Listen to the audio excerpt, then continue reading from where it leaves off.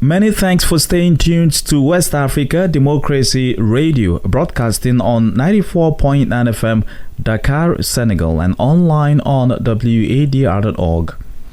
This is Enviroscope, WADR's environment program that brings to the fore topical issues from climate change to green economy, housing, fishing, and marine resources, or just about anything that concerns Mother Earth. I'm Abdullahi Hassan, your uncle, and to our listeners in the Gambia, Ghana, Nigeria, and Sierra Leone, glad you could join us. This week, we'll be discussing AI and its role or significance in combating climate change. Climate change cuts across our whole economy. So let me just give us an example. So in agriculture, AI can be used for precision farming. AI can help us in water management. AI can help us in soil health monitoring. AI can give us this data and help us make data-backed decisions. First of all, what is AI?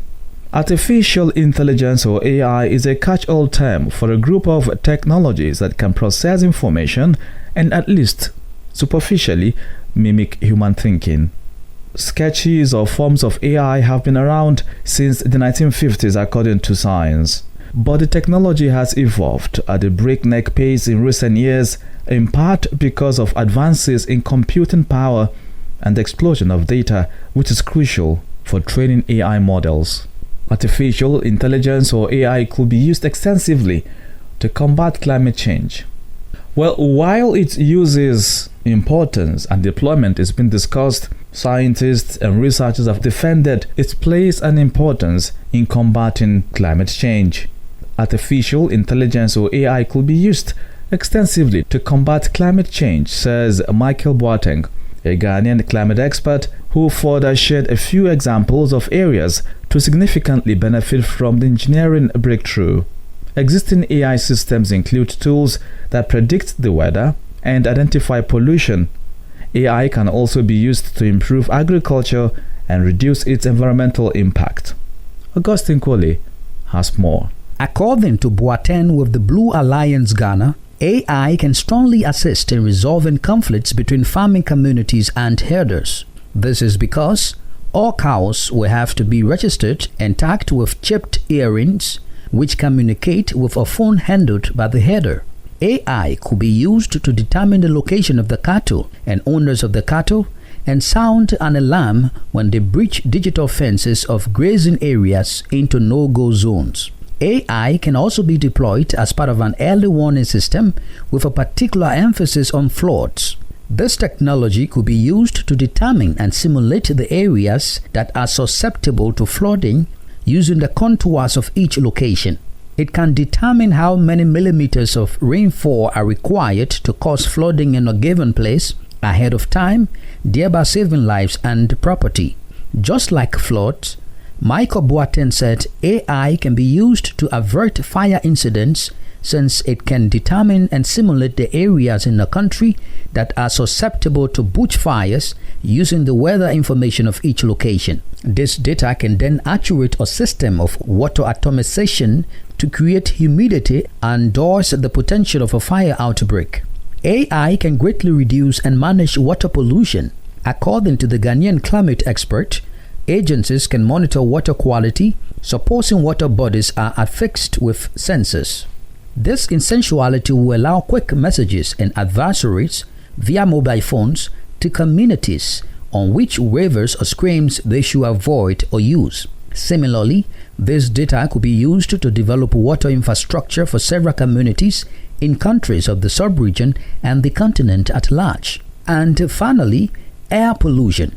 Michael Boateng says with AI, sensors on major roads, city officials, and departments can monitor air quality and therefore be in a great position to advise communities and residents for children and elderly to stay indoors to avoid pollution. Augustine Kwole reporting. Overall, the big benefit of AI is that it can detect patterns in data such as anomalies and similarities and use historical knowledge to accurately predict future outcomes. That could make AI invaluable for monitoring the environment and helping governments, businesses, and individuals make more planet-friendly choices. AI, above all, has the potential to enhance efficiencies, says Daniel Black, Executive Director of Growth for Sustainable Agriculture Initiative, an NGO in Nigeria promoting sustainable farming practices and building capacity among young farmers. Black, a farmer himself with more than 20 years of experience, is my guest. AI is the new trend, is the new buzz, is the new direction globally. And I was marveled at how serious AI has gone to in the Western world. So last year, I was part of the people that represented Nigerian youth at the 69th session of the United Nations General Assembly during Summit of the Future. And I noticed that it is a major driver, it's a major conversation because AI has gone beyond what we here in Africa, we here in Nigeria are still discussing about. AI in Africa, we still know it as ChatGPT.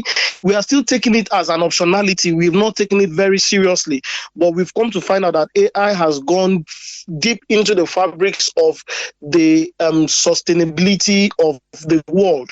And it is important that we take it serious. And of course, it is very, very useful and very, very important in the fight against climate change. You see, with the potentials, with the possibilities, with the features of AI has the ability to analyze large data within a split second, something that humans would have to take months and days to do. And you notice that in Africa, where there is very, very limited data, where there is very, very little pattern study, there's a whole lot that needs to be analyzed. There's a whole lot of historical data that needs to be analyzed. And if we are able to feed in this data, AI will be able to give us accurate patterns and forecasts that can help our farmers do a whole lot. 5 years back, we had a case of pest infestation, and then it is after the farmers lost so much that we now discovered there was a migratory pattern of pests from the northern Nigeria to southern Nigeria, where so many farmers lost a whole lot of army forward migrated from the north to the south.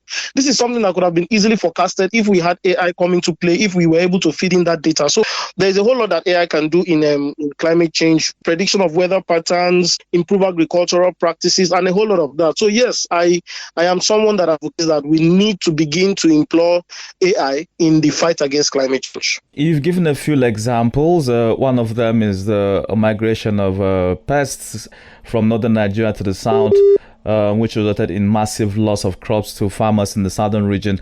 But what are the other various ways that AI can be deployed?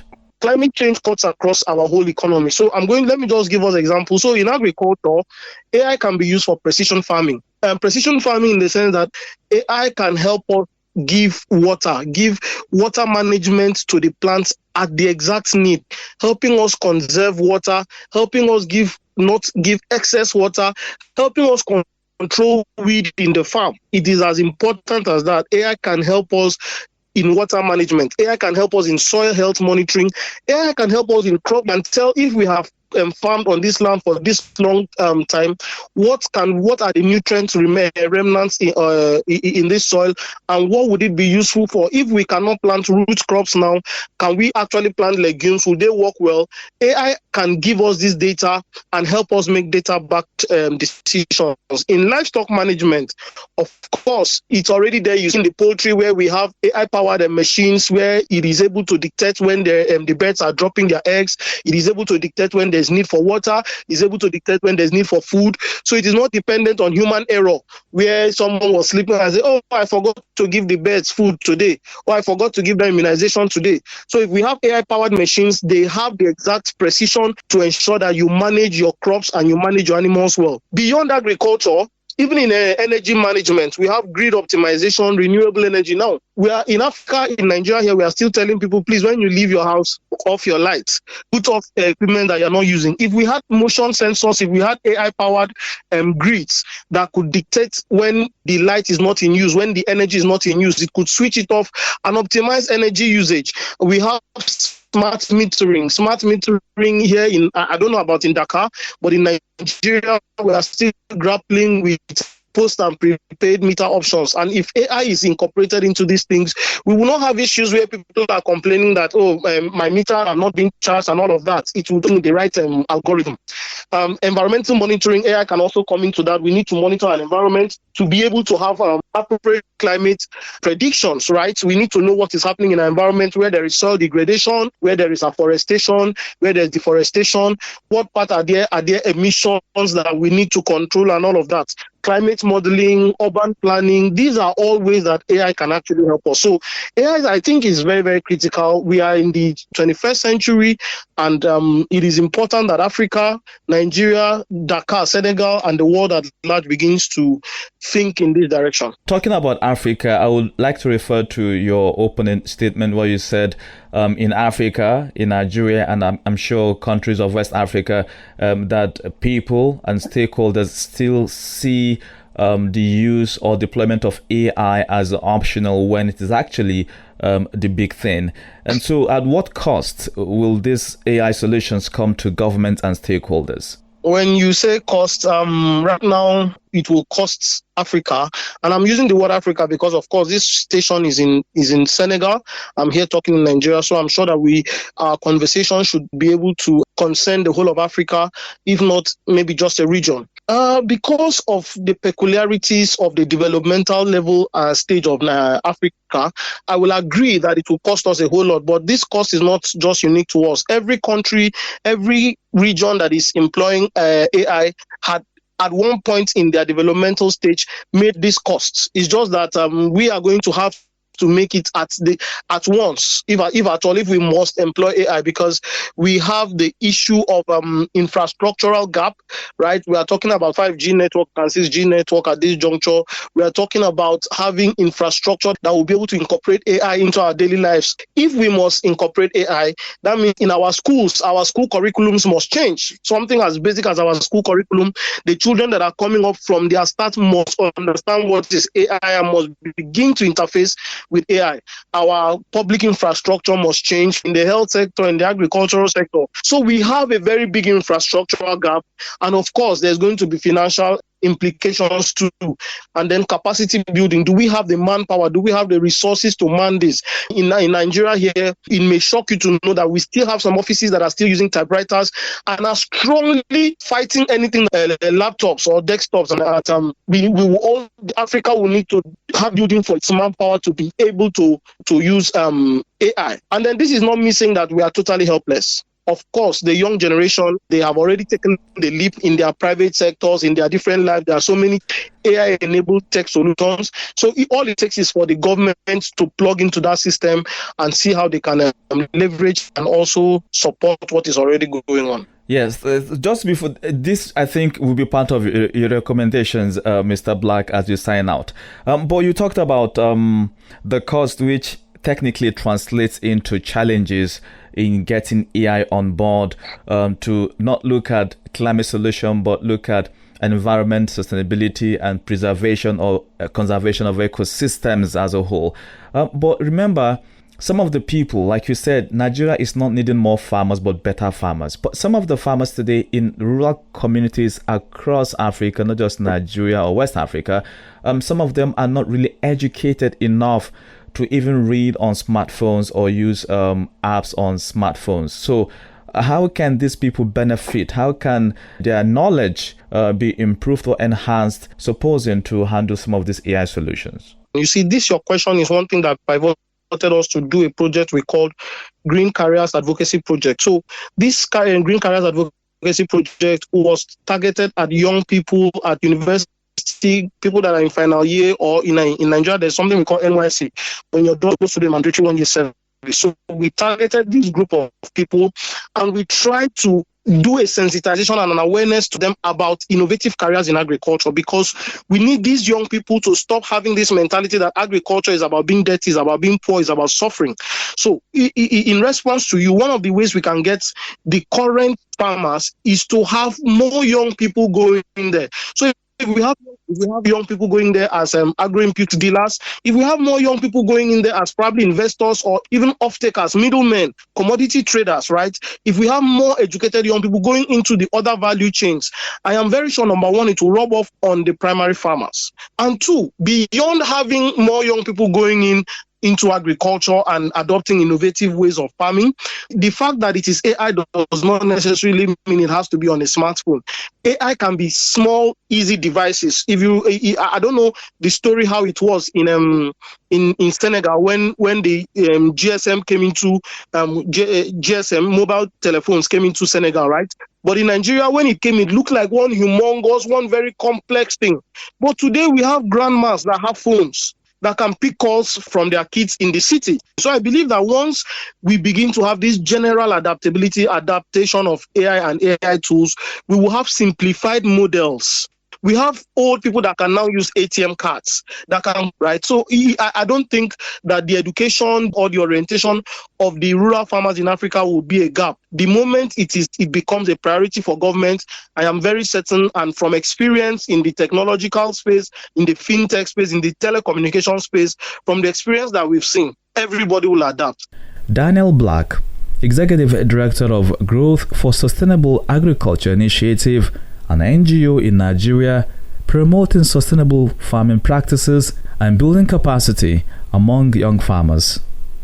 In the second half of Enviroscope, Christopher Aticho, who was at the 2-day AUB Media Climate Summit held in Dakar, Senegal, brings us a recap of major submissions from stakeholders, including environment experts, government representatives, policymakers, media professionals, and academia. The event, in collaboration with the United Nations Office for Disaster Risk Reduction, commemorated the 2025 World Radio Day on the theme of radio and climate. As a reminder, the regional conference served as a platform for stakeholders to share and exchange ideas on best environmental practices, get informed on the latest climate findings, and innovative adaptations and mitigation measures. His report. The African Union of Broadcasting AUB's second media summit on climate featured presentations from state officials from Senegal and the Gambia, and several sessions on fascinating topics. These issues range from the successes, challenges, and the end goal of collective fight against climate change in Africa. Gambia's Minister of Information, Media Broadcasting Services, Dr. Ismail Assise, said his government has trained more than 1,000 journalists to ensure quality reporting of climate issues as part of government's 2040 climate policy. He stressed the importance of radio in driving the new climate narrative in the Gambia. Most Gambians, particularly those living in rural Gambia, use the radio to get information. Therefore, the radio is seen as a powerful tool to raise awareness about climate change issues in terms of adaptation, measures, in terms of resilience, in terms of impact. Now, but also remember, over 75% of Gambians have their livelihoods through farming, either directly or indirectly. And climate change has an impact on farming communities. And most farming communities are in rural Gambia. Now, erratic rainfall, and so on, soil degradation, all these are impacts of climate change. So therefore, if climate change more affects rural Gambians, and rural Gambians use the radio more to get information, therefore, the radio is a powerful tool to help raise awareness. Have you been able to gauge the success or the impacts of the communication pass-through under the supervision of your ministry? We don't have the empirical evidence because we've not done any scientific evaluation. But anecdotally speaking, we know it is important because we've seen programs that are geared for that target, climate change issues. We've seen how the Ministry of Environment have radio programs. The National Disaster Management Agency also organize awareness issues. Other civil society organizations that organize radio programs, panel discussions. So what happens when it comes to deforestation is real. We have this problem, particularly in the Gambia, but we always raise awareness, and we've had tree planting initiatives, talking to people about how to preserve the natural environment, the ecosystem. Sheikh Embo, Director General of Ecological Monitoring Center in Dakar, Senegal, acknowledged the place of radio in rural communication space and structure. He, however, had an argument about why the last decade of climate interventions and campaigns have yielded little results. Is that so because of three impediments? The first is that the communities themselves are not part of the debate. Okay. They don't understand all the nitty-gritty details of the climate change, and we need to do some effort for bringing that information and the infusion of that information in the daily action for communities. The second impediment is how to trigger a better training of journalists to understand the deep science of climate change. We just see the events, how it happens. It can be flooding, it had been heat wave, and those things are quite eventful, and we're not deeping dive into the root causes and what is the practical implications in terms of solutions. So a big deal of action is needed to support the radios and the journalists to better understand what climate change are. And the convergence of the communities, the journalists and the scientists, if it's real and tangible, then the decision makers will pay attention, and that's where the magic will happen. The funding, the legislation process, the regulation process, and all the technical support that the community deserves will only happen if we have a convergence of willing between the scientists, the radio, and the communities. Fanny Langila, head of channels and content at the UN Office for Disaster Risk Reduction, called for the strengthening of radio as a tool for awareness, education and mobilization to deal with climate challenges, which in her opinion could be avoided if populations are informed and guided. One of our key messages is that there's nothing natural about disasters. The decision that we humans make can either increase or decrease our risk. Where we build, how we build, what we grow, whether we evacuate or don't evacuate ahead of a disaster. All those decisions taken at individual or collective levels can either increase our exposure to climate risk or increase our resilience. And so it's really important that we work with media to raise these questions and to create public dialogues among experts, communities, and authorities so that everybody, both at individual and collective level, can make informed decisions about risk so as to strengthen the resilience of communities. Here, what's really important is to bring together government and media, national but also local media. Here we're speaking about radio, community radios, to create trust and strong relationship.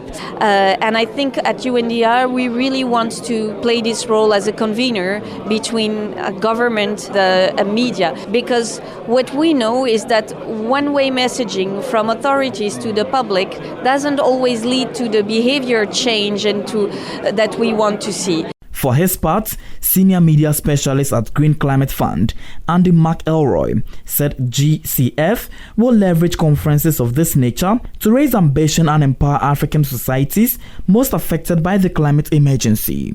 It's very important for us to recognise the role of community leaders, and I include the media in that description, because the basis of any effective climate action is twofold. One is access to climate information at the community level, and the second element is trust. As the negative impact of climate change intensifies, reaching alarming rates, WADR's station director, Agnes Tomasi, called for a holistic approach from all stakeholders in solving the climate crisis. All stakeholders should come on board, not only government, CSOs, the media. And each one does what he or she has to do. Each institution plays a key role.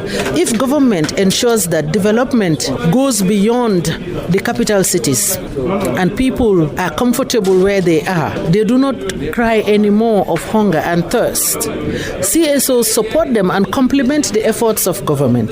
The media comes and educates them now, you see, because what is happening is all we are doing is awareness creation. I have seen some studies that have shown that these people are aware, 90% are aware.